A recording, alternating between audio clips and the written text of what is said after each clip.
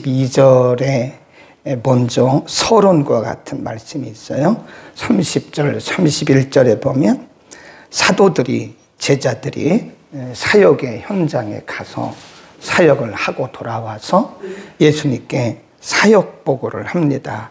30절에 보면 사도들이 예수께 모여 자기들의 행한 것과 가르친 것을 낱낱이 고하니 이르시되 너희는 따로 한적한 곳에 가서 잠깐 쉬어라. 예수님의 말씀이 지금 여러 지역에 가서 사역하고 온 제자들에게 너희는 잠깐 가서 쉬어라. 쉬어라는 말씀을 하세요. 그리고 그 이유는 31절에 보면 이는 오고 가는 사람이 많아 음식 먹을 겨를도 없음이로라. 이에 배를 타고 따로 한적한 곳에 갔다 그랬어요. 예수님이 제자들에게 이런 말씀을 하신 적이 별로 없습니다. 제자들에게 너희는 따로 한적한 곳에 가서 쉬어라. 이게 뭐냐면 사역자들에게 필요한 것이 쉼이다고 하는 것을 가르쳐요. 그러니까 우리는 이제 그런 부분이 좀 약하죠. 우리가 열심히 해야 되는데 조금 쉬는 것은 좀 죄책감 있고 그렇잖아요. 근데 사실은 우리가 구약 성경에도 보면 안식년 제도가 있어요. 땅도 안식을 하라. 그러니까 땅에도 곡식을 심는데 6년 동안 뿌리고 7년은 쉬게 하라. 그게 안식년 제도거든요. 구약에도 안식년 제도가 있고 또 신약에도 보면 예수님이 제자들에게 좀 잠깐 쉬어라. 근데 우리는 그게 잘 안 되는 거예요. 쉬는 거를 노는 거로 생각하는 거예요. 노는 것과 쉬는 것은 다르죠. 그래서 사역자들에게 또 우리 성도들에게도 이 쉼이 필요하다. 쉬는 것은 노는 것이 아니고 쉬는 것도 어떻게 보면 사역입니다. 사역을 더 효과적으로 하기 위해서 재충전하는 거다. 그래서 간혹 굉장히 열심히 있는 성도들이나 굉장히 열심히 있는 사역자들은 조금이라도 이렇게 쉬는 것에 대해서 죄책감을 가져요. 이건 내가 너무 노는 게 아니냐. 이게 노는 게 아니고 쉬는 거다. 쉬는 것은 안식은 사역이다. 거기다 써놓으세요. 쉬는 것도 사역이다. 더 나은 사역의 효과를 위해서는 우리가 쉼이 필요한 것이다. 재충전하는 것이다. 그래. 그래서 제자들이 따로 한적한 곳에 가서 쉬고 있는데 33절에 가보면 그 가는 것을 보고 많은 사람이 저희인 줄 안지라 모든 고을로부터 도보로, 그 말은 걸어서 그곳에 달려와 저희보다 먼저 갔더라. 거기가 어디냐면 벳세다입니다. 벳세다. 누가복음 9장 10절이라고 써놓으세요. 누가복음 9장 10절에 보면 그곳이 어디냐? 벳세다라고 하는 광야예요. 벳세다. 벳세다라고 하는 곳에 이르렀을 때에 34절 예수께서 나오사 큰 무리를 보시고 그 목 잡는 양 같음을 인하여 불쌍히 여기사 이에 여러 가지로 가르치시더라 그랬습니다. 그러니까 사실은 지금 예수님께서 제자들에게 너희는 따로 한적한 곳에 가서, 사람들이 없는 곳에 가서 쉬라고 말씀하신 것이고 제자들이 쉬러 간 거예요. 지금 잠깐 쉬러 간 건데 제자들이 그곳에 온 것을 알고 또 예수님도 그곳에 계신 것을 알고 사방에서 모여드는 거예요. 그러면 우리는 이렇게 말할 수 있죠. 지금 우리는 쉬는 시간입니다. 예수님도 쉬셔야 되고 제자들도 쉬어야 됩니다. 이렇게 말할 수 있잖아요. 그런데 예수님은 그런 말씀 안 하세요. 거기에 적어도 2만 명 가까이 많은 사람들이 모였다고요. 이 사람들에게 예수님께서 돌려보내면서 우리는 지금 쉬어야 합니다. 제자들도 쉬는 시간입니다. 다음에 오시죠. 이렇게 말씀하지 않았다는 거예요. 예수님은 언제 어디서나 누구나 예수님을 필요로 하는 곳에는 언제나 역사를 하십니다. 사역을 하십니다. 상대가 누구든 상관없어요. 언제나 어디서나 누구나 예수님을 간절히 찾는 자들에게는 언제나 예수님은 사역하셨다. 저녁이 되잖아요. 35절. 때가 저물어 이제 제자들이 걱정이 생깁니다. 제자들이 예수님께 나와서 이렇게 말합니다. 이곳은 빈들입니다. 때가 저물어 가니 36절. 무리를 보내어 촌과 마을로 가서 무엇을 사 먹게 하시죠. 제자들이 걱정을 하는 겁니다. 그 수많은 사람들이 여기 모였고 이제 저녁이 되었습니다. 그러니까 제자들이 이렇게 말하는 거죠. 이들을 각각 보내가지고 촌과 마을로 가서 뭘 사 먹게 하소서. 제자들이 지금 자기들 생각하는 거예요. 예수님이 누군지 모르는 거예요. 이게 제자들이 지금 예수님을 앞서가요. 예수님이 거기서 충분히 그들을 먹이실 수 있거든요. 그런데 예수님 이들에게 좀 뭘 역사를 해주시죠. 이렇게 좀 했으면 좋겠는데 예수님이 요구하는 것은 그거였거든요. 주님, 여기 지금 사람들은 많고 저녁 때가 됐는데 이 사람들을 좀 먹여주시죠. 이렇게 말하기를 예수님은 기대하셨을 거라고요. 근데 제자들은 전혀 그런 말을 안 해요. 그런 믿음의 말을 안 해요. 이들을 보내서 좀 뭐 좀 사 먹게 하시죠. 그것은 예수님이 하실 일이잖아요. 그건 예수님이 알아서 하실 일인데 제자들이 이들을 좀 보내서 이들을 좀 사 먹게 하시죠. 그러니까 예수님이 이렇게 물어봐요. 이르시되 너희에게 두루 촌과 마을로 가서 무엇을 사 먹게 하시죠. 대답하여 가라사대 너희가 먹을 것을 주라. 예수님 참 재미있으시죠. 너희가 먹을 걸 줘. 못할 걸 아시죠. 당연히 못할 걸 아시죠. 그러면서 너희가 먹을 걸 줘. 그러니까 그때 이렇게 말합니다. 이렇게 말한 사람이 빌립입니다. 여짜오되 우리가 가서 200데나리온의 떡을 사서 먹이리까? 불가능합니다. 이거 말한 사람이 빌립이에요. 자, 우리 요한복음 6장으로 가봅니다. 요한복음 6장에 아주 상세하게 기록을 했습니다. 요한복음 6장 5절입니다.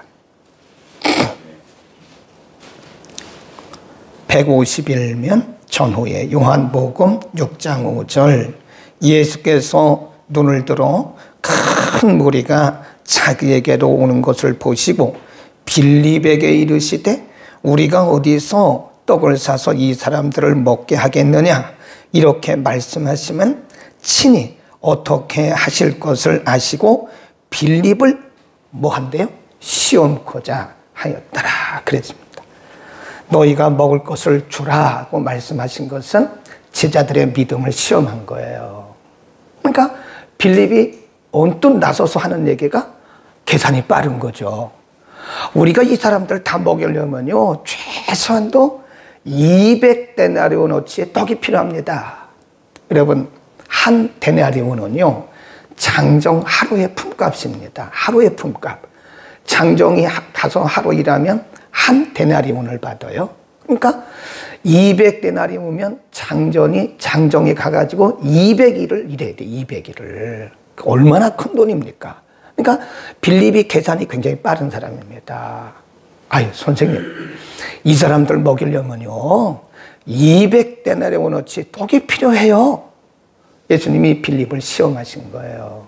이미 빌립은 불합격했습니다. 그때 예수님은 빌립을 비롯해서 제자들이 우리는 못합니다. 선생님 하실 수 있습니다.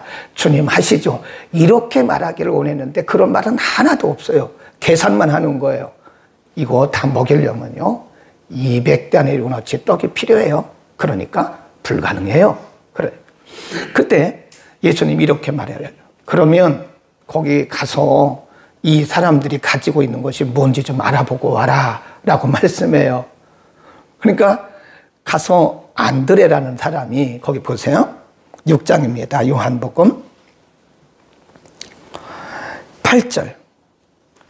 제자 중 하나고 시몬 베드로의 형제 안드레가 여짜오되 여기 한 아이가 있어 보리떡 5개와 물고기 2마리를 가졌나이다. 그러나 그것이 이 많은 사람에게 얼마나 되겠습니까? 얼마나 불신앙적인 얘기를 하는 거예요 지금. 응? 빌립은 이거 불가능합니다. 우리는 못합니다. 200단이라고의 떡이 필요합니다. 안드레는 가서 이 사람들이 가지고 있는 것이 뭔지 좀 알아보고 오라 그러니까 가서 5병이요. 그러니까 떡 5개, 물고기 2마리를 가지고 오는 거예요. 여기 어린 아이가 가지고 있는 거 딱 이거 있습니다. 이거. 근데 이게 뭐 얼마나 되겠어요? 그때 마태복음 14장 18절에 보면요. 예수님께서 뭐라 그러냐면 그것을 내게로 가져오라 그러세요. 네. 보리떡 5개와 물고기 2마리 이거가 무슨 소용이 있겠습니까? 라고 말하는 안드레에게 예수님 말씀하기를 그것을 내게로 가져오라. 그게 거기다 써놓으세요. 그냥 마태복음 14장 18절에 그것을 내게로 가져오라. 그리고 예수님께서 그것을 드시고 축사란 말은 축복하셨다는 거예요. 하늘을 우러러 축복하시고 그들에게 말씀하시기를 이것을 사람들에게 나눠줘라. 50씩 100씩 앉게 하고 그걸 나눠줘라. 근데 떡을 뗄 때마다 더 넘치는 거예요. 이게 넘치고 넘치고 넘치고. 거기 보면 몇 명이 먹었다고 그래요? 5,000명. 예, 마가복음 6장 44절에 보면 떡을 먹은 남자가 5,000명이었더라 그랬어요. 그리고 43절에 보면 남은 떡 조각과 물고기를 12바구니에 차게 구워뒀더라 그랬습니다. 다른 성경에 보면 여자와 아이 외에 5,000이라고 그랬어요. 그 당시는 아이나 여자들은 수에 치지를 않았거든요. 그러니까 남자가 5,000이란 말은 곱하기 3을 하면 돼. 대개 보면 여성들이 3배가 많고 아이들까지 포함하니까 대개 주석가들이 말하기를 그때 벳세다 광야에 모인 사람들이 약 2만 명 가량이라 그럽니다. 엄청나게 많은 사람들이 물고기 2마리, 보리떡 5개의 역사를 통해서 먹고도 12광조리가 남았다. 그래서 우리는 이 오병이어의 기적을 통해서요, 하나님의 계산과 우리의 계산이 다르다는 것을 반드시 알아야 됩니다. 빌립은 머리가 좋은 사람이지만 믿음의 계산이 아닌 거예요. 안드레는 더 심한 사람이죠. 여기 오병이어, 물고기 2마리, 보리떡 5개가 있는데 이게 무슨 소용이 있겠습니까? 라고 말하는 거죠. 네. 그런데 사실은 어디든지요, 오병이어가 있을 때 하나님의 기적이 나타납니다. 우리는 항상 계산을 먼저 하잖아요. 계산을. 그래서 말해요. 안드레처럼 말해요. 하나님, 우리가 이거밖에 없는데 이거 가지고 뭘 합니까? 그런데 예수님은 말씀하기를 그것을 내게로 가져오라 그러잖아요. 그게 뭐냐? 보리떡 5개, 물고기 2마리. 안드레는 그것을 아주 소용없는, 의미 없는 것으로 생각했지만 예수님은 그 어린 아이의 한 끼의 분량, 그 보리떡 5개, 물고기 2마리 내게로 가져와. 그리고 예수님이 거기에 축복하니까 거기에 놀라운 기적이 나타나게 된 겁니다. 그러니까 오늘날도요, 우리가 내게 있는 것을 하나님 앞에 드릴 때 기적이 나타나요. 그러니까 계산은 우리가 하지 말자고요. 우리가 자꾸 계산하면 어떻게 보면 하나님이 하실 일을 우리가 영역을 자꾸 침범해 가는 거예요.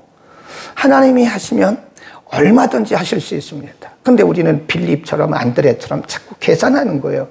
이거가 얼마나 되겠습니까? 이거 하려면 200데나리온어치 더 필요합니다.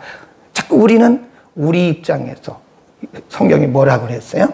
빌립을 시험코자 함이라 그랬어요. 어쩌면 우리는 믿음의 시험에서 날마다 탈락하는지도 몰라요. 예수님께서 어떤 우리의 상황을 주시고 그 상황에 대해서 우리가 어떻게 반응하는지를 보시는 거예요. 근데 우리는 믿음으로 반응하는 것이 아니라 우리의 계산으로 반응을 하는 겁니다. 자꾸 내가 이거 가지고 뭘 해? 이거 가지고 뭐가 되겠어? 이거가 무슨 힘이 있겠어? 근데 그게 아니라니까요. 우리에게 있는 무언가를 드릴 때, 그 오병이어는 어린 아이의 한 끼에 그게 식사거리라니까요. 어린 아이가 먹어야 할 것이에요. 그거를 예수님께 드렸을 때 거기서 역사가 일어나게 된 겁니다. 어쩌는지 몰라요. 하나님이 우리에게 요구하시는 오병이어가 있습니다. 하나님께서 우리에게 요구하시는 오병이어가 있어요. 그것이 꼭 재물이 되지는 않을 거예요. 어떤 때는 우리의 시간이 될 수도 있고요. 어쩌면 내 자신이 될 수도 있는데, 하나님 저는 드릴 게 없습니다. 하나님 저 자신을 오병이어로 드립니다 하고 우리 자신을 한번 제물로 드려보자고요. 저는 드릴 거 없으니 제 몸을 제물로 드립니다. 그리고 제물은 말이 없잖아요. 네. 제물은 다 이렇게 잘라서 그리고 다 잘라서 이렇게 태워드리는 거잖아요. 하나님 저를 제물로 드립니다 라고 우리가 우리 자신을 오병이어로 드렸을 때 거기에 하나님의 역사가 일어날 수도 있는 겁니다. 오늘도 하나님은 우리가 어떻게 반응하는가를 지금도 기다리고 계신답니다. 우리는 어떤 문제에 봉착했을 때, 어떤 위기에 봉착했을 때 빌립처럼, 안드레처럼 우리의 생각과 우리의 계산을 말하지 말고 그냥 우리 것을 드리면, 내게 있는 것을 드리면, 그것이 비록 작은 것일지라도 하나님은 그 일을 통해서, 우리의 드림을 통해서 큰 역사를 이루실 것입니다. 우리 인생 동안에 한 번 정도는 우리의 오병이어를 드려야 되지 않을까, 그런 생각을 합니다. 그것이 곧 우리의 희생입니다. 기도하겠습니다. 주님 은혜 감사합니다. 주께서 승리케 하셨습니다. 정원자 집사님 드린 것 같아요. 거룩하신 우리 아버지, 오늘 벳세다 광야에서 있었던 오병이어의 기적을 상고했습니다. 기적은 우연히 일어난 것이 아니라 어린아이의 한 끼의 식사분량 오병이어를 주님께 드렸을 때 예수님께서 오병이어를 축복하시고 기적을 베푸신 것을 믿습니다. 저녁이 되고 수많은 사람들이 배고파할 때 제자들은 자신들의 생각과 자신들의 방법으로 그들을 마을에 보내어 사 먹게 하라고 말했던 것처럼 오늘도 우리는 우리의 생각으로, 우리의 계산으로 하나님의 일하심을 바라보지 않고 하나님을 앞설 때가 많았음을 고백합니다. 예수님께서 그렇게 말씀하셨던 것은 빌립을 시험코자 함이라고 말씀하셨습니다.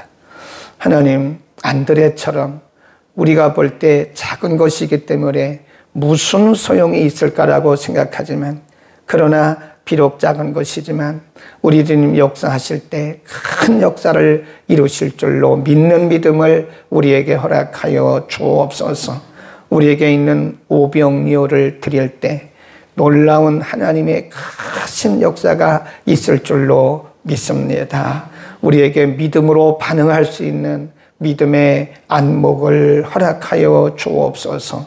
정원자 집사님, 하나님 은혜 가운데 일본 오사카 고베 전도 무사히 마치고 귀국할 수 있도록 은혜 주시니 감사합니다. 여종들이 뿌리는 복음의 씨앗이 일본 열도의 큰 복음의 불씨가 되게 하소서. 복음의 놀라운 역사들이 일어나게 하옵소서. 감사해서 하나님 앞에 감사의 예물 드렸습니다. 받으시고 놀라운 은혜가 임하게 하옵소서.